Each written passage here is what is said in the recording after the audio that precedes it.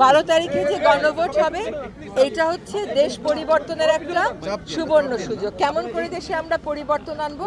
জনগণকে ক্ষমতায়িত করে, ক্ষমতায় ভারসাম্য এনে এবং সকল রাষ্ট্রায়ত্ত প্রতিষ্ঠানে জবাবদিহিতা নিশ্চিত করার মাধ্যমে।